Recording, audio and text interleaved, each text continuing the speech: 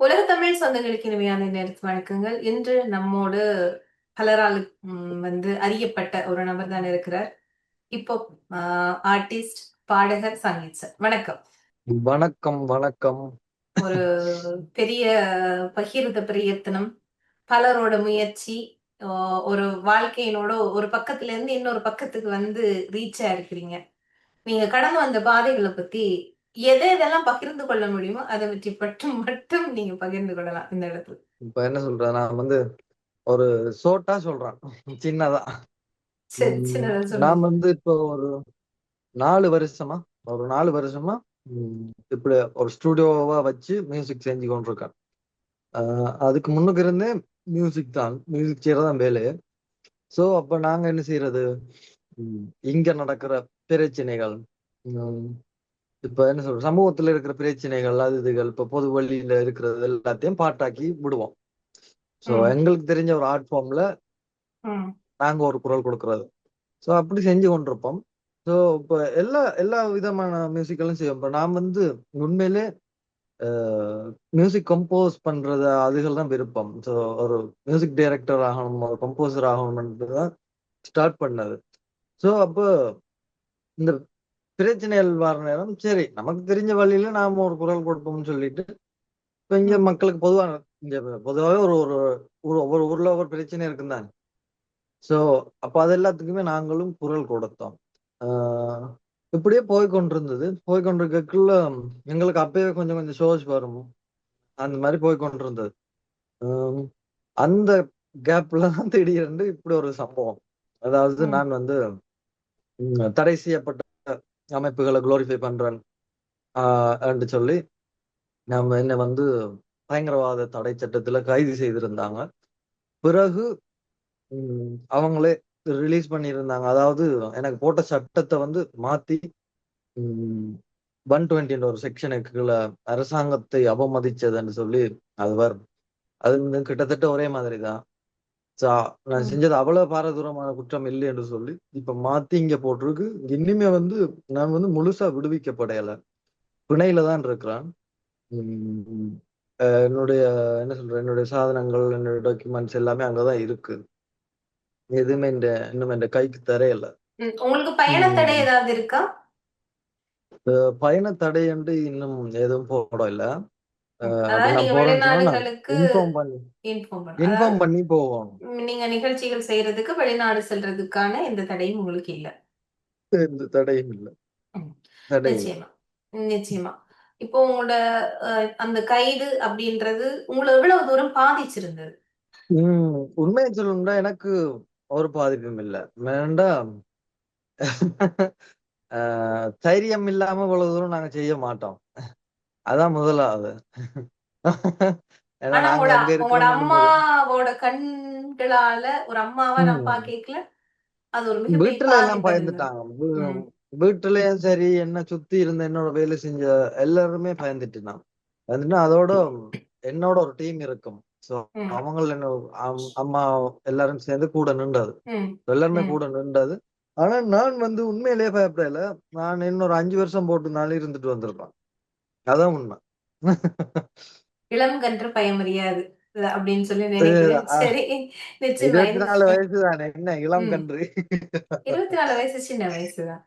ஆஹ் அப்படி உம் 25 வயசு வரைக்கும் இந்த மாதிரி தான் இருக்கும். உம் அப்படி ஒரு ஒரு எப்படி சொல்றது? அவ்வளவுதான். நிச்சயமா. இந்த அதோட இடத்துல சொல்லுங்க.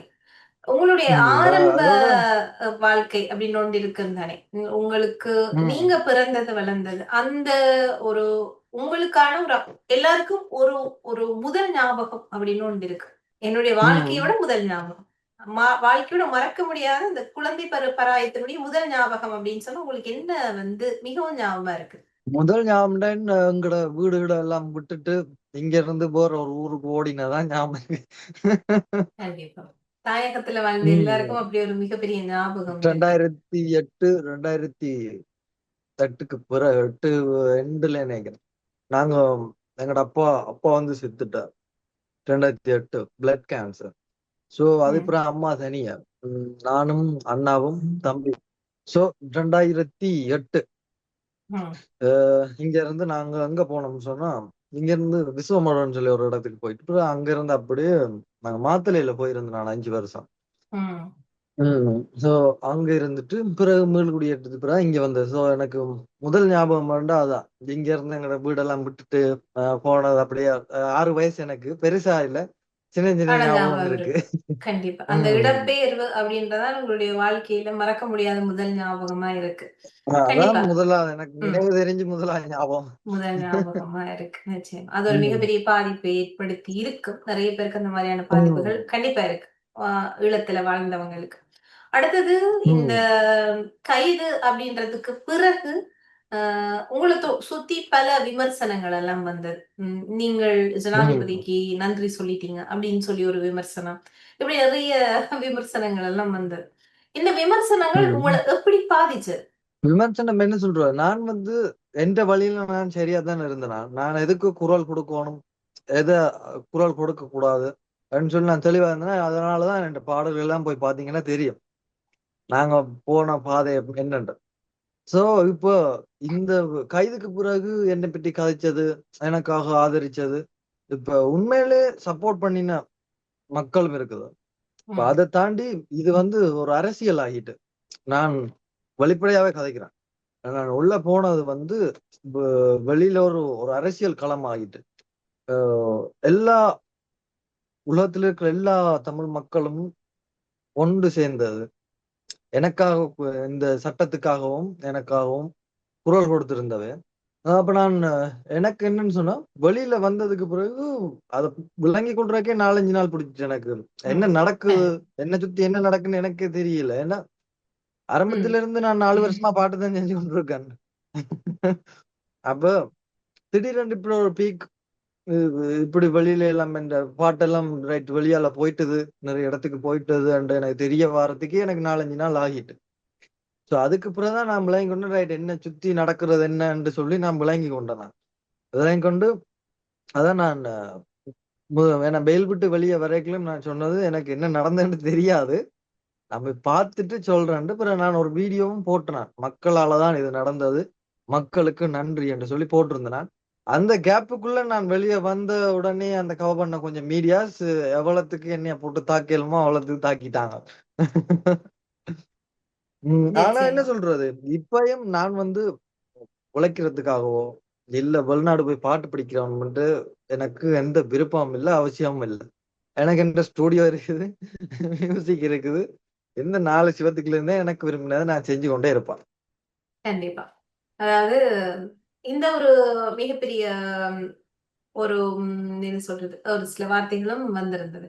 எப்படின்னு சொன்னா, நீங்க வந்து ஈழ ஈழம் ஈழம் பிரச்சனைய வந்து பிசினஸ் பண்றீங்களோ! அப்படின்ற மாரியான சில ம். கருத்தியல்களும் கூட சில விமர்சனங்களாக வந்திருந்தது.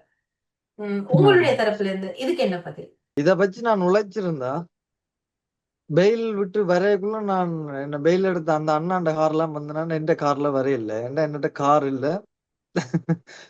நான் உழைக்கல இத வச்சு. அதே மாதிரி இதுவரைக்கும் இது சம்பந்தமா செஞ்ச எதுக்கும் நான் யார்ட்டயும் காசு வாங்கினதும் இல்ல. ம். பாட்டுகள் நான் தமிழ் சார்ந்து மொழி சார்ந்து செய்யற எந்த பாட்டுக்கும் நான் இது வரைக்கும் ரூ. 1 காசு வாங்கினது இல்ல. அதை தாண்டி ஃபன்னா என்டர்டெயின்மெண்டா செஞ்சா எனக்கு வந்து ஒரு தொகை வாங்கி செய்வேன். இதுதான் மியூசிக் சேர் தான் என்ற ஒரு தொழில். ஆனா அதுக்குன்னு சொல்லி நான் இதை வச்சு உழைக்கணும்னு நினைக்கவும் இல்லை, இதை வச்சு நான் உழைக்கவும் இல்லை, காசு கண்டிப்பா. வாங்கினதும் இல்லை. ம். எந்த வழக்குக்கு கூடிய இந்த லோயர் தான் இது வரைக்கும் நோ சார்ஜ், சார்ஜ் இல்லாம சப்போர்ட் பண்ணி கொண்டிருக்கார். அவருக்கு நான் ஃபியூச்சர்லாம் ஏதாவது அரேஞ்ச் பண்ணி அவருக்கு கொடுக்கணும். அஹ் அதே மாதிரி நான் இப்பயும் இந்த வழக்கு இந்த 1ஆம் மாசம் வந்தது, 1ஆம் தேதி, பிறகு இப்ப 5ஆம் தேதி வந்தது, இப்ப அடுத்து 25ஆம் தேதி, எல்லாத்துக்கும் நான் இங்க உள்ள பப்ளிக் டிரான்ஸ்போர்ட்ல நான் போய் வரேன். இல்ல இன்னுமே நிச்சயமா. எனக்கு இந்த கடன் இந்த இருக்குது. விமர்சனம் விமர்சனம் உண்டு. அந்த விமர்சனத்துக்கான ம். இப்ப எல்லா விமர்சனத்துக்கும் நீங்க பதில் இல்ல இப்போ சொல்லணும் இல்ல. உண்மையிலே எனக்கு எனக்கு இப்படி தந்து போட்டு சொன்னா நானும் ஏற்றுக்கொள்வேன். வேணாம்னு சொல்லல. உதவி செய்யறேன்டா செய்யுங்க. நிச்சயமா. தந்துட்டு க சொன்னா ஓகே. எதையுமே தராம தந்துனான்டா நான் படுற பாடு எனக்கு தான் தெரியும். கண்டிப்பா. இப்போ நீங்க குறிப்பா சொல்லப்போனா, தமிழகத்துல வந்து நிறைய குரல்கள் உங்களுக்காக ஒலித்தது அப்படின்னு சொல்லலாம். திரு சீமான் ம். அவர்கள்ல இருந்து, குறிப்பாக ஒரு ராப் இசை கலைஞராக வேடனோட குரலும் வந்து உங்களுக்கு மிகப்பெரிய அளவுல ஓங்கி ஒலித்தது அப்படின்னு சொல்லலாம். இந்த மாதிரியான அழுத்தங்கள் ம். கூட உங்களுடைய விடுதலைக்கு ஒரு மிகப்பெரிய காரணமா இருந்தது அப்படின்றது நீங்களே முதல்ல சொல்லியிருந்தீங்க. திரு வேடன் அவர்களோட கண்டிப்பா. இது சம்பந்தமா நீங்க பேசுற போது உங்களுடைய உணர்வு அப்படின்றது எப்படி இருந்தது? எனக்கு என்ன சொல்றேன் நான் ஆச்சரியமா தான் இருந்தது. என்னன்னு சொன்னா, என்ன சொல்றது? இங்க உள்ள நிறைய பேர் குரல் கொடுத்திருந்தவன். ஆனா, அ இப்ப பேர்டன் அண்ணாலாம் வந்து இவ்வளவு தூரம் குரல் கொடுக்கும்ன்னு நான் நினைக்கல. ஏன்னா அவங்களோட தலையில அவங்களே பிரச்சனைய வண்டி போடணும். எனக்காக குரல் கொடுத்தா பிரச்சனை வரும். ஆனா அவர் அது எதையுமே யோசிக்கல. எனக்கு கால் பண்ண சொல்லிக்க தான் சொன்னாரு. இது என்ற கடமை என்று சொன்னார். ம். சோ அப்ப எனக்கு விளங்கிச்சு. ரைட். இதுல யார் யார் என்ன நோக்கத்துல இருக்கிறாங்கன்னு சொல்லி விளங்கிச்சு. நிச்சயமா. இப்போ உங்களுக்கு ஒரு சிறைக்கு முன்னம் நீங்க 4 வருஷமா இதே மாதிரியான பல பாடல்களை எல்லாம் நீங்க பல தளங்கள்ல எல்லாம் நீங்க வெளியிட்டிருந்தீங்க. ஆனா சிறைக்கு ம், போனதுக்கு பிறகு உங்களுக்கு ஒரு அனுபவம் கிடைச்சது. இந்த இந்த ம், அதாவது இந்த மியூசிக்கல் ஜர்னிலேயே வாழ்க்கையிலும் சேர்த்து ஒரு அனுபவம் கிடைச்சிருக்கு. அந்த அனுபவம் அப்படின்றது ம். உங்களுக்கு என்னவா கிடைச்சது? நீங்க அத எப்படி கற்றுக்கொண்டீங்க? சிறைக்குள்ள நான் வந்து ஒரு 10 நாள் தான் இருந்தேன் நான். ஆ சிறை அனுபவம் வந்து எனக்கு ஒரு அனுபவமாவே நான் சொல்ல மாட்டேன். அது வெறும் 10 நாள் நித்திரை உண்டு எழும்பினமா ம்ஹ்ம். முடிஞ்சது. ம். ஆனா, என் உண்மையான அனுபவம்ன்றது, நான் இந்த மியூசிக் ஃபீல்டுக்குள்ள வந்துட்டு, ஒவ்வொரு விஷயங்களும் செஞ்சு, அடிபட்டு, ஒவ்வொரு பாட்டுகளும் செஞ்சு, செஞ்சு கஷ்டப்பட்டு எத்தனையோ நாள் நித்திரை இல்லாம, ஆ அ கையில ரூ. 1 காசு இல்லாம, அ அவ்வளவு கஷ்டப்பட்டு செஞ்சனாங்கல்ல. சோ அதுதான் என் அனுபவம். அப்பேக்குள்ள என்னோட கூட இருந்தவங்க. இப்போ ம். வரைக்கும் என்னோட இருக்கிறவங்க என்ற டீம். சோ அதுதான் என் அனுபவமே தவிர, இந்த 10 நாள் சிறை என்று சொல்றது, அது எப்படி ஒரு செகண்ட்குள்ள வந்தது, முடிஞ்சது, போயிட்டது. ம். சோ அது ஒரு பீக் பண்ணி விட்டது இந்த பாட்டு நம்ம வெளியால கொண்டு வந்து விட்டது தவிர, அனுபவம்ன்ற அந்த சிறையில இல்ல. ஏன்டா அ நார்மலாவே சிறைதான். எல்லாற்ற வாழ்க்கையும் ஒரு சிறைக்குள்ளதான். இது அதனால என்ன அங்க மிகப்பெரிய போறது தத்துவமா ஒன்றுதான். இருக்கு. அங்க போறது நிச்சயமா. ஒன்றுதான். இல்ல இப்ப இங்க உங்கள இருக்கிறதும் ஒன்றுதான். முதல் சிறைக்கு முதல், சிறைக்கு பிறகு இப்படின்னு சொல்லி ஒரு பார்வை இருக்கும் இல்லையா? இந்த பார்வை உங்கள ம். சுத்தி இருக்கிறவங்களுக்கு எப்படி இருக்கு? எப்படி இருந்தது? நீங்க அத எப்படி ஹேண்டில் பண்றீங்க? அ இப்போ இவ்வளவு நாளும் நாங்க பாட்டுகள் செஞ்சு விட்டு கொண்டு வந்து எங்கள ஓரளவுக்கு ஐடென்டிஃபை பண்ணுவாங்க. அப்ப இதுக்கு பிறகு நிறைய பேருக்கு தெரிய வந்தது. அப்ப என்ன சொல்றது, இப்ப நிறைய பேர் வந்து கதைக்கணும். ஆனா, எனக்கு என்ன ஆச்சரியம் இருந்ததுன்னா, வயசான அம்மாக்கள் எல்லாம் வந்து என்ன கட்டிப்பிடிச்சு எல்லாம் அழுதாங்க. இப்ப என்னடா இது? அதுக்கு பிறகு விளைஞ்சு அவங்களுக்கு அது எமோஷனலா எவ்வளவு தூரம் பாதிக்கும், இந்த விஷயங்கள் எவ்வளவு தூரம் பாதிச்சது என்று சொல்லி எனக்கு அந்த விஷயம் விளங்குச்சு. அது மட்டும் எனக்கு கொஞ்சம் மறக்க ம். இல்லாத மாரி இருந்தது. அது பிறகு கண்டிப்பா. நான் பார்த்த இப்போ வித்தியாசம் வந்து உங்கள யாராவது இந்த காணாமல் போனவர்களோட அம்மாக்கள் யாராவது வந்து சந்திச்சாங்களா? அவங்களோட ஏதாவது தங்களுடைய உணர்வுகள உங்களோட பகிர்ந்து கொண்டிருப்பாங்க இல்லையா? அந்த மாரி ஏதாவது நிகழ்வுகள் நடந்ததா? ஆ கண்டிப்பா. நெறைய பேர் வந்தது. நான் சிறையில இருக்கக்குள்ள ஒரு கால் இல்லாத அண்ணா ஒருவர் வந்தார். 2 கிளச்சஸோட. அப்ப 2 பேர கூப்பிட்டாங்க. சரி விசிட்டர் வந்துருன்னு சரின்னு நான் போனேன். இப்படி 2 நீட்டு கம்பிக்கு நடுவுல பெரிய கேப் இருக்கும். அங்காளம், இங்காலம் நிண்டு கதைக்கலாம். அவர் வந்து என்ன பார்த்துட்டு அளவளிக்கிட்டாரு. அளவளிக்கிட்டு நான் "நீங்க யாரு? நீங்க யாருன்னு?" கேட்கிறோம். ஏன்டா ஒரு நாளைக்கு ஒரு ஆள் தான் வந்து பார்க்கலாம். அப்ப அவர் 2 பேர குடுத்து வந்துட்டார். கேட்கவும் நான் அந்த அழலன்னு என்ன பார்த்து அழுதுட்டு போயிட்டது. பிறகு நான் வெளியில வந்ததுக்கு பிறகு என்ன வந்து பார்த்து கட்டிப்பிடிச்சு கதைச்சாரு. தன்ற பிள்ளைகள் எல்லாம் இப்படித்தான் இறந்துட்டாங்கள். ம். அப்ப உன்ட பாட்டெல்லாம் பார்த்தனால எனக்கு நீயும் என்ற பிள்ளை மாரித்தான்னு சொல்லி வந்து அந்த கட்டிப்பிடிச்சு அழுதுட்டு போனது. எனக்கு அது பயங்கர எமோஷனலா இருந்தது. அந்த ஒரு விஷயம். இப்படி நிறைய நடந்தது. நிறைய நிறைய தாய்மார் வந்து என்னோட கதைச்சது. சோ அதாவது அதுதான் உண்மையிலே எனக்கு தாக்கமா இருந்தது. சிறைக்கு போனத விட அது பெரிய தாக்கமா இருந்தது. நிச்சயமா. அதாவது ஒரு மிகப்பெரிய அன்பையும், அதே நேரத்துல ஒரு ஒருத்தருடைய வலி அப்படின்றது, தாங்கள் அனுபவித்த வலிய இன்னொருத்தர் அனுபவிக்கும்போது, அது செய்யக்கூடாது, நடக்கக்கூடாது என்று சொல்லி போராடின மிகப்பெரிய ஒரு கூட்டம் ம். தங்கள சுத்தி இருக்கு அப்படின்றது வந்து, உங்களுடைய விடுதலை மூலியமாக நிறைய இடத்துல புரிந்து கொள்ளக்கூடியதாக இருந்தது. அடுத்து இது விடுதலை என்று சொல்ல இயலாது. இது வந்து வெறும் பிணை தான். பிழை. ஓகே. நிச்சயமா. அதாவது பிடிஏ அப்படின்ற ஒரு சட்டத்துக்கு பிடிப்பட்ட ம். ஒருவர் வெளியில வாரது தெரிஞ்சு எனக்கு தெரிஞ்சு இது ஒரு எக்ஸெப்ஷனல் கேஸா அந்த கேஸ வந்து மாத்தி சட்டங்கள இன்னொரு சட்டமாக அந்த அளவு தாக்கமான குற்றம் இல்ல அப்படின்னு சொல்லி ம். மாற்றப்பட்டிருக்கிறது. ஆனா இன்னும் நீங்க சொன்னது போல முழுமையாக விடுதலை ஆகவில்லை அப்படின்னு ஒரு விஷயத்தையும் ம். நீங்க பதிவு செய்யறீங்க. குறிப்பா என்ன உண்மையும் அதுதான். உண்மையும் அதுதான். இப்ப நான் பா பாட்டு பாட அதாவது ஸ்ரீலங்கால வந்து எஃப்ஆர் ஃபண்டமெண்டல் ரைட்ஸ் இருக்கு. அதாவது பேச்சுரிமை இருக்கு. நாங்க கண்டிப்பா. பேசலாம். பேச்சுரிமை இருக்கு. சோ, கண்டிப்பா. ஓ இப்ப பயங்கரவாதம் என்று சொல்றது அது வேற. அதுல அந்த சட்டத்துல போட வேண்டியதன் அவசியம் இல்ல. என்று சொல்லித்தான் என்ன மாத்தினவங்க. அவங்கள எல்லாம் அனலைஸ் பண்ணி ஃபுல்லாவே எல்லாம் செக் பண்ணி நிச்சயமா. இப்போ ரிவ்யூ பண்ணி தான் மாத்தினாங்க. கண்டிப்பா. அதாவது இந்த இடத்துல என்னுடைய கேள்வி என்னன்னு சொன்னா, அப்போ அந்த பாடலினுடைய வரிகள மொழிபெயர்ப்பு செய்யக்குள்ள, அங்கேயும் ஏதோ ஒரு சின்ன ஒரு மிஸ் அண்டர்ஸ்டாண்டிங் இருந்ததா சொல்லப்பட்டது. உண்மைதானா? அதாவது தமிழ்ல ஆ நீங்கள் பாடிய இப்ப பாட்ட சிங்களத்துல மொழிபெயர்க்கிறப்போ. மொழிபெயர்ப்புல நிறைய பிரச்சனை இருந்தது. என்ன சொன்னா, என்ற ஒ என்ன அரெஸ்ட் பண்ணினது வந்து ஒரே ஒரு இதுக்கு தான். ஒரு ஒரு ட்ராக்குக்கு. ஆனா அதுக்கு பிறகு என்னன்னா, மிச்ச முழுக்களும் வெளிய வந்தோனே, சோ அப்ப எல்லாத்தையுமே டிரான்ஸ்லேட் பண்ண வேண்டி வந்தது அவங்களுக்கு. அப்ப நாங்க ஒவ்வொரு அர்த்தத்துல எழுதுவோம் பாட்டு எழுதக்குள்ள. ம், அ இப்ப என்ன சொல்றது? "ராவண தேசத்து இளவரசன்" என்று நான் ஒரு வரி எழுதுவேன்.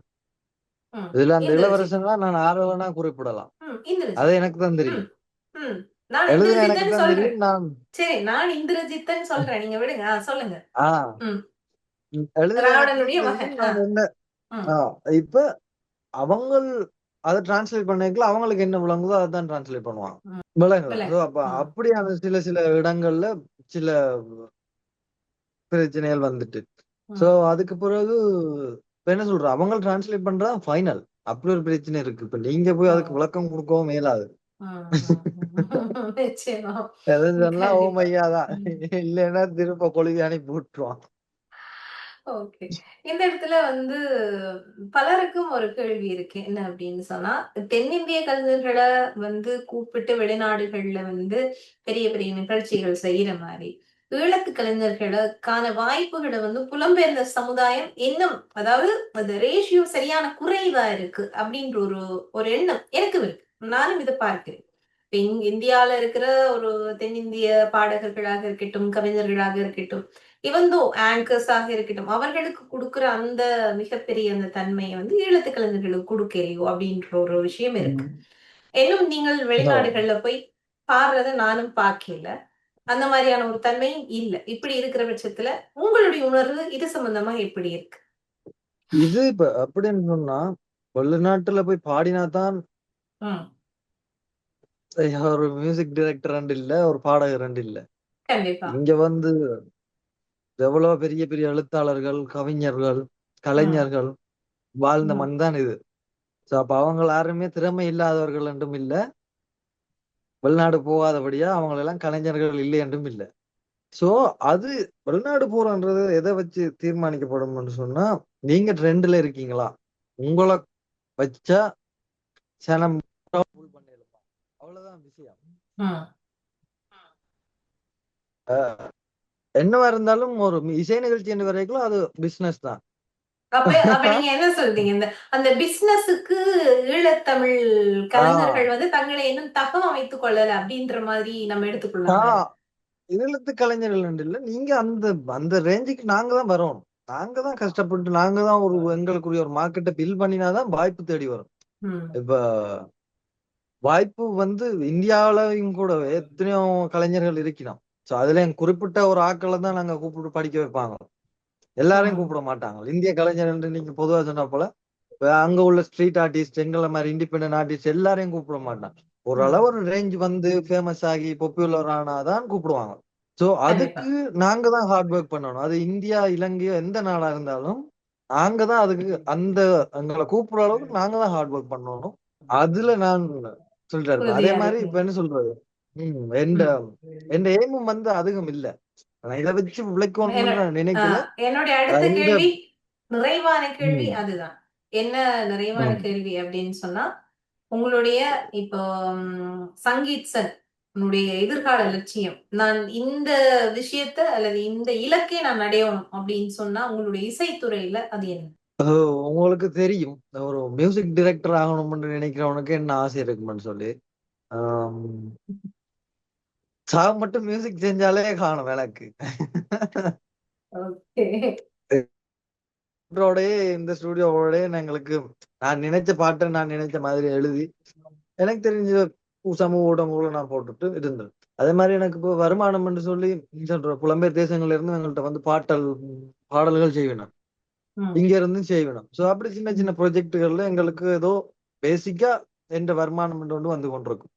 இப்ப அதை தாண்டி நான் செய்யறது எல்லாமே இப்ப நான் சோசியல் மீடியாவுல ட்ரெக்கா செஞ்சு போடுற எல்லாமே ஏதோ ஒரு பிரச்சனை வந்தா ரைட் இதுக்கு ஒரு வாய்ஸ் அவுட் பண்ணணும்னு நினைச்சேன்னா செய்வான்.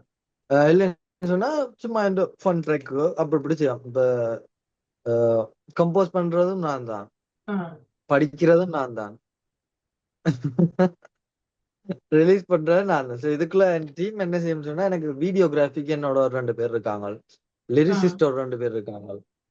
இதை தாண்டி எங்களுடைய ஒரு டோட்டல் டீமா ஒரு 4 பேர் இருக்கோம் நாங்க. ஒரு 4 பேர் சோ இருந்து ஒரு சின்ன டீம். ஆனா நிறைய வேலைகள்லாம் செய்துட்டு இருக்கீங்க. உலகமே நீங்க செய்த வேலையை திரும்பி அவங்களோட பார்த்திருக்கு. பேரையும் இதுல கண்டிப்பா மென்ஷன் பண்ண சொல்லுங்க, விரும்புறேன். சொல்லுங்க, சொல்லுங்க. சதுர்ஷிகா, என்ஆர் திசோ, என்எஸ் லக்ஷன், ஜீனோ என்றது இவ்வளவு பேரும் என்னோட டிராவல் பண்ற ஆட்கள். சோ அவங்களுக்கு நான் இந்த இடத்துல வந்து தேங்க் பண்ண விரும்புறேன். கண்டிப்பா, So, கண்டிப்பா. அடுத்தடுத்து எங்களோட ப்ரொஜெக்டுகள்ல அவங்களே பாப்பீங்க, அவங்களோட முகங்களையும் பாப்பீங்க. இதுவரைக்கும் நீங்க செய்த பாடல்கள்ல உம், ம். பிரச்சனை இல்லாத பாடலா இப்ப நீங்க இங்க பாடக்கூடிய ஒரு பாடலா, உங்களுடைய மனதுக்கு ரொம்பவே நெருக்கமான பாடல் அப்படின்னு சொன்னா அதனுடைய ஒரு 2 வரிகள் இந்த இடத்துல இந்த நிகழ்ச்சிக்காக பகிர்ந்து கொள்ளலாம். மனதுக்கு நெருக்கமான பாடல் எதுவுமே நான் இங்க வந்து படிக்க இயலாது. சரி, ஓகே. அதான் சொல்றேன். நான் மனதுக்கு இப்போதைக்கு இருக்கிறதுக்குள்ள நெருக்கமான பாடலாம். ஏன்னா நான் சரி. கண்டிப்பா உங்களை எந்த சிக்கலையும் மாட்டிவிட நான் விரும்பல. இல்ல அது பிரச்சனை இல்ல. மாட்டி விடணும்னா எப்படியும் சிக்கல் வந்தேதானே ஆகும்.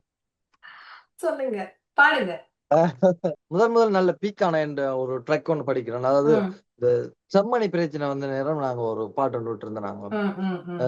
தோண்ட தோண்ட புதைகுழி தாயும் சேயும் கிடக்குது, வெறும் எலும்பு கூடி இருக்குது, பச்சிலம் குழந்தைகள் உயிரினை பிரித்தது யாரது, ராணுவம் பசியில வாடிய பூமுகம் கருகின தாரது காரணம், சர்வதேசம் கேட்கும் போது ஒருத்தர் சாகல சாகல கூவின கூவின கூவின கிடக்கிறதாரடா பேயா பிசாசா போய் கேளடா, போட்டி போட்டு குண்டு போட சின்ன குழந்தை மண்ணை தின்னுது, அப்பாவிசனம் என்ன பண்ணுது, சொந்த மண்ணுல உரிமை இழந்து சாகுது சாகுது, வீணா போகுது போகுது, தமிழ் தாண்டவம் ஆடுது, புதைகுழி எலும்புகள் பேசுது, உணர்வுகள் உயிரினை பறிக்குது, நினைவுகள் கனவுல வருகுது, தனக்குன்னு தனியிடம் கேட்குது, உரிமைகள் கிடைத்திட ஜனங்களின் நிலைமைகள் மாறிட ஒன்றாய் சேர்ந்து உறக்க சொல்லடா.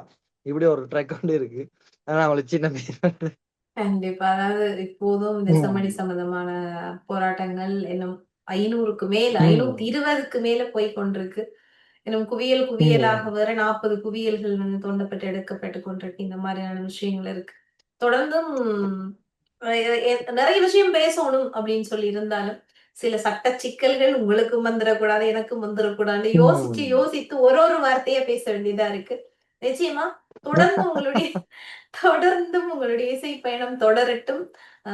எந்தவித பிரச்சனைகளும் கண்டிப்பா. இல்லாம நீங்க உங்களுடைய அந்த சொன்னீங்க தானே, இந்த இசையமைப்பு அப்படின்ற அந்த துறையில வந்து நிறைய பேருக்கு தெரியக்கூடிய, நிறைய கைதட்டல் வாங்கக்கூடிய ஒரு மிகப்பெரிய கலைஞரா உருவெடுக்க வேணும் அப்படின்றது தான் எங்களுடைய பிரார்த்தனைகளும் எங்களுடைய ஆசையும் கூட. நன்றி. நன்றி நன்றி அக்கா, நன்றி.